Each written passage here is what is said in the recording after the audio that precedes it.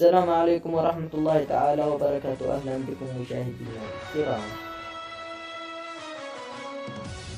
الاتحاد السعودي يصدر بيان رسمي بشأن ترشيح لاستضافة كأس العالم 2034. أعلن الاتحاد السعودي لكرة القدم اليوم الاثنين أرسل خطاب طلب ترشيح رسمي لاستضافة المملكة نهائي بطولة كأس العالم 2034 الاتحاد الدولي فيه. وقال الاتحاد السعودي في بيان نشر عبر موقعه الرسمي على شبكة الإنترنت: كانت السعودية قد كشفت يوم الأربعاء 4 أكتوبر عن نية الترشيح لاستضافة نسخة 2034 من الحدث الكروي العالمي. ويمثل هذا الخطاب تأكيد رسمي على التزام المملكة بخوض عملية الترشيح التي ينظمها الاتحاد الدولي لكرة القدم.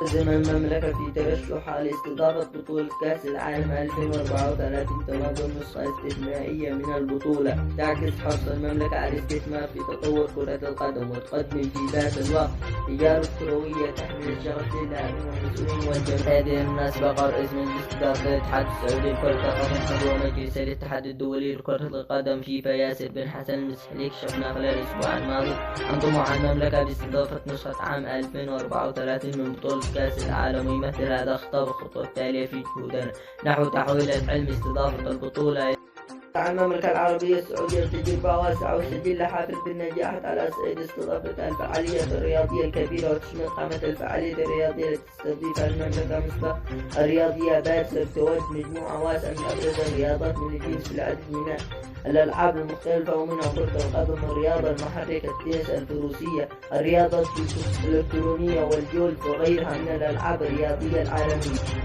الحلم استضافة البطولة إلى واقع وضعف فإن المملكة في الوقت الحالي على تقديم ملف مكتمل يزيد قدرتها للمملكة تنظيم هذه البطولة وترحيب جماهير كرة القدم من جميع أنحاء العالم. وحض على الاتحاد السعودي لكرة القدم عن نية الترشح بعد أقل من 72 ساعة على تأييد أكثر من 70 اتحاد من مختلف القارات عبر بيانات رسمية أعلنت من خلالها عن دعم المملكة لاستضافة البطولة. سيتم الكشف في وقت لاحق عن المزيد من التفاصيل حول ملف ترشيح المملكة العربية السعودية لاستضافة بطولة كأس العالم 2034.